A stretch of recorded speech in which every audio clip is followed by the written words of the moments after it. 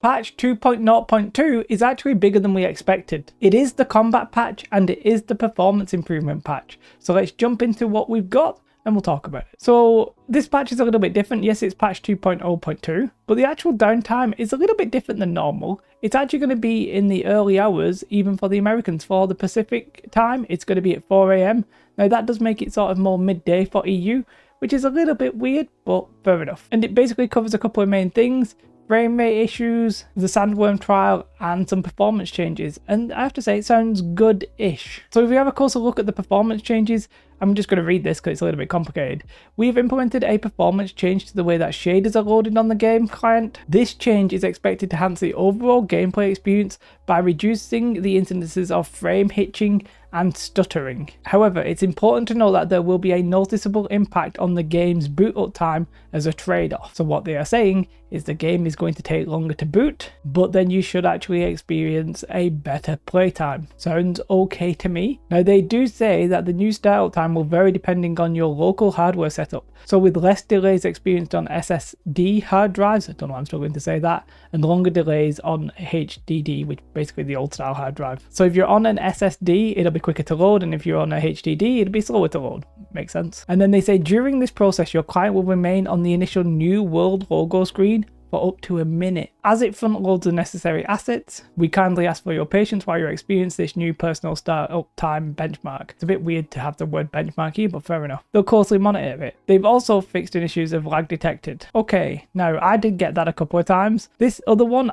I don't know if I'm really ever truly experiencing frame hitching or stuttering. Maybe I am, maybe I'm not. I think sometimes I probably am, but maybe that could just be me putting it down to poor frame rate or what have you. Either way, if this makes any kind of improvement to performance, then I think this is a worthy trade-off. The amount of times that you load up New World on an average days, maybe once or twice or something like that, the amount of hours you play is obviously much longer. So front loading some of the issue, I'm completely on board with as a concept. I'm very much on board if it works. We'll find out tomorrow. A bit of me worries that this means we're going to end up with more crashes at launch, but let's just wait and see. Sounds very interesting though. And you know, with all the talk about performance lately, we had the Forged in Eternum where they're talking about improvements. We had that Q&A little session as well. Yeah, like it sounds like they're saying we're putting effort in. Please help us. Please pay attention. Please report your issues.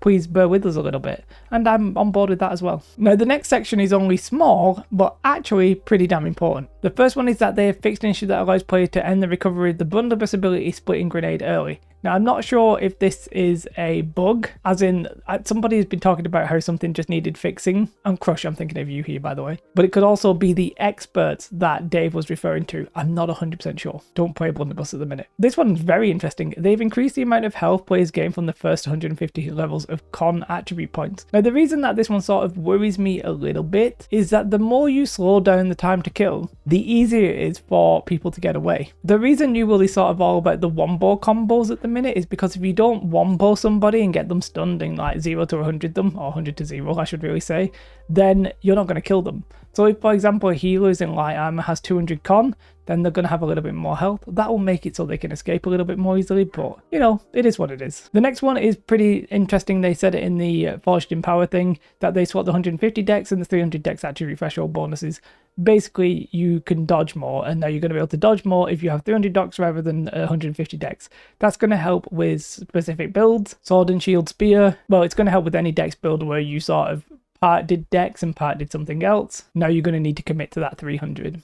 Probably a good change. They spoke about this one as well. The Detonate Heart Rune is no longer able to deal critical damage. That could be like too powerful a nerf, but okay, we'll see how it plays out. Cyclone has had its strength reduced. Well, its slow reduced from 50% to 30%. And they've limited the number of targets that could be affected by the Spear's Leeching Cyclone perk in a single use to 3. So instead of it being probably everybody, you can now only affect 3 people with it. It's funny how they buffed that ability only to then have to like really nerf it. And the next one is another one they spoke about. It's the Sword and Shield, and the way that it's changing is Achilles heel, instead of it being a slow, is now going to be a rend, so you're going to cling a little bit less easily to people. Probably all positive changes here. Not really much for like a balanced patch, I guess. There's not like a lot of things there. But But if I'm honest, I suspect they're really concentrating on the expansion at this point. So whilst it's not that much, I think most of the stuff there is good. Now the next one I didn't expect, because I wasn't necessarily sure it was an issue. They have fixed an issue that caused players who died during the encounter to not receive rewards upon completion, and we are of course talking about the Elite Sandworm trial here. So basically, if you died and you respawned and you went to the top of the ledge, you didn't get the rewards. And everybody was like, is that intentional? Is that not intentional? And it was a little bit frustrating. Basically, if your group did it, but one person died, that person didn't get the rewards. Now, it seems a little bit like some people were saying, hey, that's harsh but fair.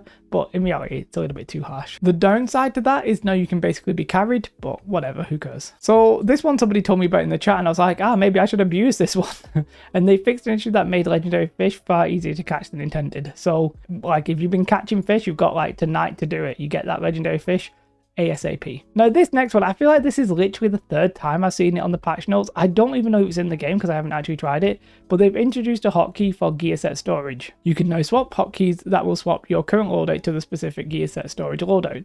I'm so confused by this one because I literally thought, as I said, I think this is the third time we've seen it, but I think it wasn't in the game then. They tried to put it in the game and it wasn't in the game, and now maybe they've actually finally done it here. They fixed an issue that caused the artisan fishing pole to be unstable, or unusable, sorry. And then for the season pass, they fixed a couple of issues with text, not really bothered about that one. Fixed an issue with the gypsum cast not scaling. And again, this one was on a patch note, but it just obviously didn't work.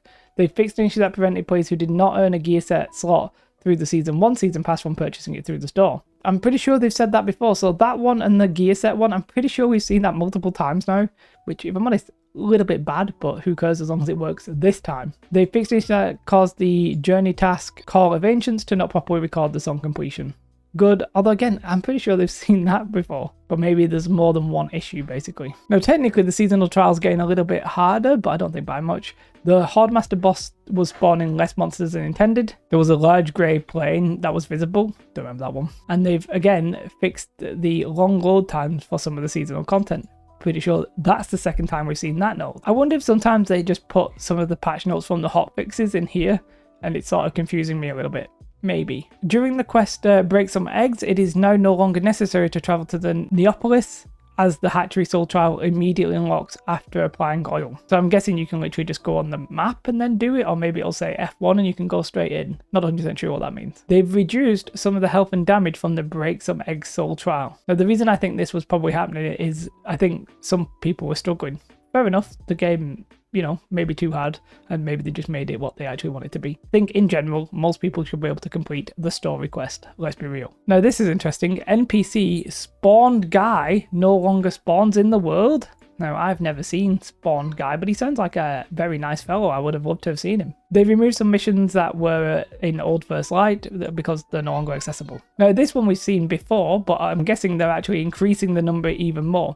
They've increased the number of personal point scores gained from contesting Outpost Rush points by 40%. Good, so if you actually stood on the point and you're contesting it, you get more points. Great. The map for Arena has switched back, so we've now actually got the new one. That's going to be for 2 weeks, and I can bet your bottom dollar there's going to be a patch on that day, because that's when the summer medley fair ends, and there's going to be a patch, and it'll be probably 2.0.3. Couple of little UI fixes, but nothing I think really important. So the main one is obviously, well, there's two main things really, isn't it? It's the performance changes, which we'll have to wait and see if this actually works. There's going to be a longer boot time. As long as we're not crashing during that and people sort of get the vibe that you need to wait, I suspect we're going to see like Reddit posts and stuff talking about how long it is, but you know, as long as we get that vibe, I think front loading the problem, as long as it actually gives us something noticeable in game, I'm very much on board with that. I think that's completely fine. And the combat changes are pretty much what we expected, because Dave said that in the video. Don't think there's anything here that we're really unhappy with.